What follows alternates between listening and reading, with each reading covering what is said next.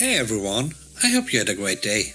Today we are looking at some new malicious compliance stories. I hope you enjoy them. If you like the video, don't forget to hit the like button. It really helps the channel to grow. Let's start with the first story, shall we? The first story is called Reject My Claims. Recently my company announced that they would be reimbursing telecommute expenses on IT equipment. But only if it was purchased during the company mandated work from home time from March to August.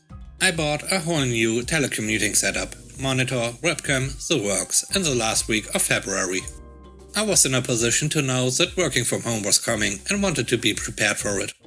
And I also was already working from home because I had close contact with a suspect case. The HR lady, whom we shall call Jacqueline, rejected my claim. She said it was a few days out of their claimable date range, regardless of my explanations and the spirit of the policy. Jacqueline had a reputation for being extreme about policy, frustrating everyone. Most of the staff had been cheated out of their rightful claims because of her nonsense. But she was seen positively by senior management as she was so hardworking because she stayed till late every day. She said, "I can't deviate from the policy," even though she literally said them. Please follow the circular to the letter. You will also need a receipt. For her, this meant that an online order form does not suffice if it does not have the word receipt in it. I also needed proof of delivery and an invoice. To the letter, you say? Time to scrutinize this down to the semicolon. Staff are allowed to claim telecommuting expenses for monitors, earphones, mousepads and keyboards. Other items not listed are not claimable. Okay, so my new speakers were also not claimable.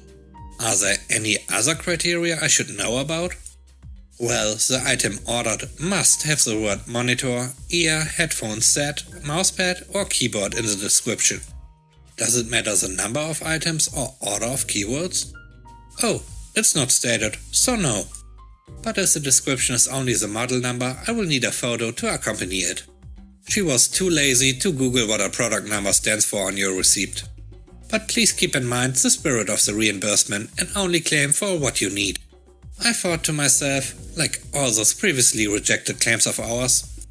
So anyway, I hatched a plan when I saw my wife shopping on some Chinese websites. These sellers slap every related keyword onto their product titles just to make sure that it shows up in search. My order list was as follows. 1 electronic keyword. Yes, the musical instrument.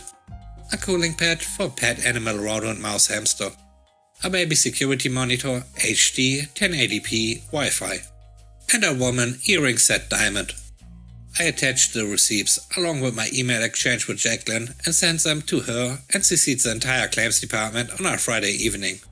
Cue the fallout on Monday morning. I was virtually summoned by management along with Jacqueline to explain why I thought I could claim for these items.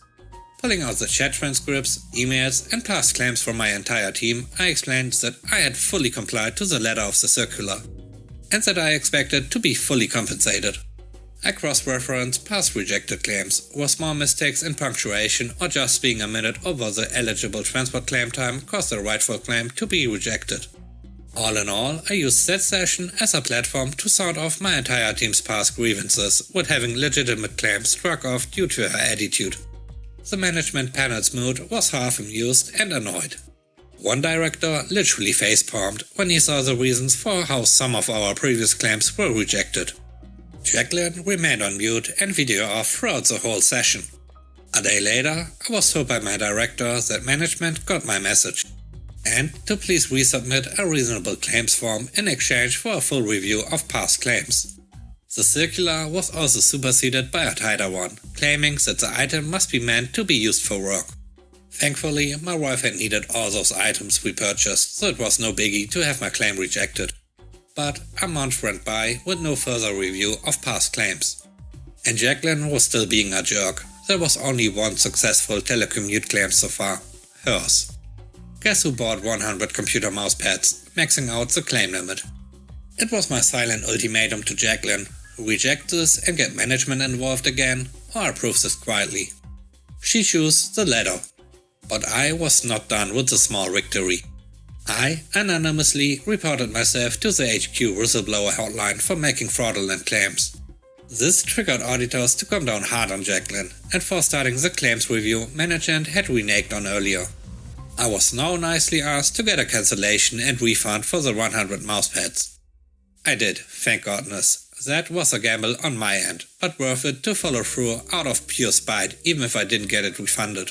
My previous claims were approved and some of the more egregious rejected claims were retroactively approved.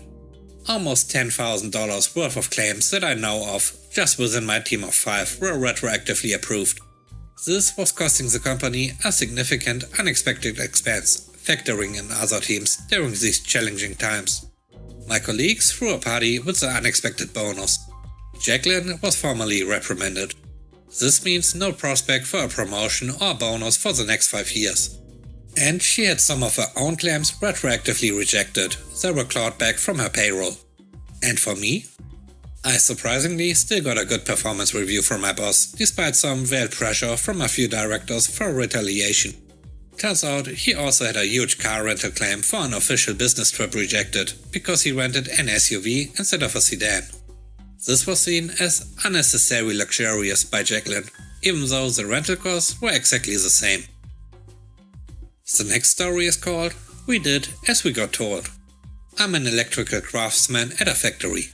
We also have mechanical craftsmen. This story takes place on third shift.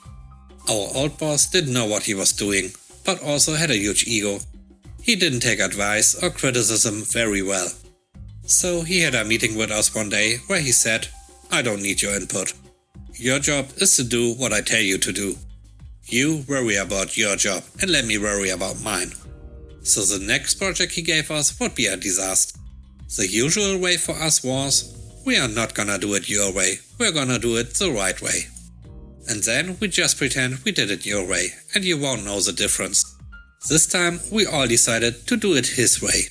We skipped breaks and busted hard to get it done that night. Just in time for him to showcase his great idea to the plant manager, head of maintenance and all the engineers. They all knew instantly that he had just waited an entire night.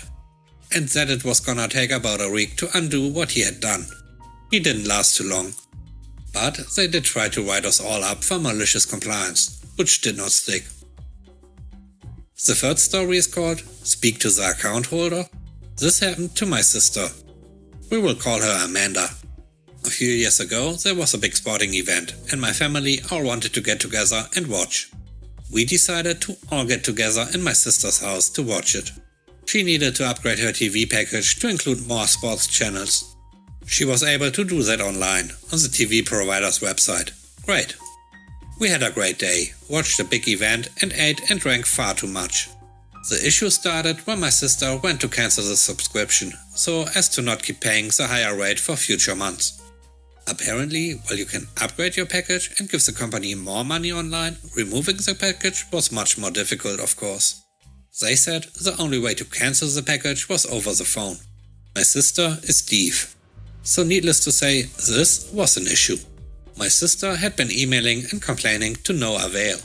At the time this happened, my brother was temporarily staying with my sister. So he called the company for her. The exchange apparently went like this. "Hi, I need to cancel the subscription to Extra Sports for Amanda's second name. I will need to speak with Amanda. My sister is deaf, she can't speak with you over the phone. There's nothing I can do, I have to speak with the account holder if you want to cancel your subscription. You need to speak with a deaf person on the phone." "Yes." "And you don't see anything wrong with your current system? All changes have to be done by the account holder." "Yes, exactly. And the only reason this was set up was because she was able to make changes online." "You are saying she can't reverse these changes?" "All I can tell you is that I have to speak with Amanda." At this point, my brother was telling my sister what was being said, and they came up with the perfect solution. "Okay, 1 second. This is Amanda." My brother continued speaking, and it's worth noting he has quite a deep husky voice. The woman did not say anything. "I need to cancel my sports subscription." "I think you are the person I was just speaking to." "No, I'm Amanda. You said you needed to speak with me. I thought you were deaf. And yet you insisted on speaking with me on the phone. So here I am.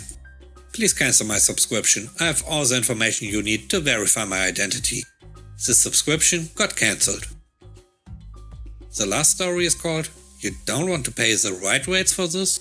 I work for a company that is salary packaged. So no matter how many hours I work, I get the same paycheck, as my contract stipulates reasonable extra hours. We have a higher hourly rate to cover this. I only ever do maybe an hour, because to me that's reasonable. When I first started, they told us we had to work public holidays. I was annoyed, but okay, it's my job. So we go on for most of the year and work, I think, 6 public holidays at standard pay rate. They find out that they are not actually allowed to do this. So after an apology meeting, they reimburse us for the public holidays. And they offered us a day off in return for working the public holidays, because they don't budget for public holiday pay. This is where the malicious compliance starts. I told my boss that I refused to work public holidays unless I was going to get paid, as the day off isn't good enough.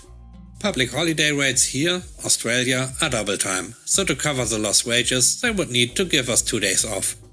And they didn't want to do that. All was well, they stopped asking me for a while.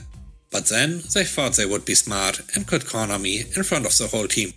They put me on the spot with the intention of making me nervous enough to accept their deal. I looked at them and simply said, "I won't work unless you pay me. If you need me and can do that, let me know," in front of the whole team.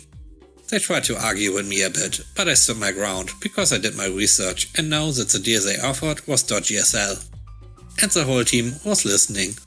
3 days later, an email came through to the team. Because we are short-staffed, we have had no option but to seek approval from the managers to have the public holiday rates paid for this holiday. This is the only time this will happen. I replied and said, "You could have asked me one-on-one and we wouldn't be in this predicament."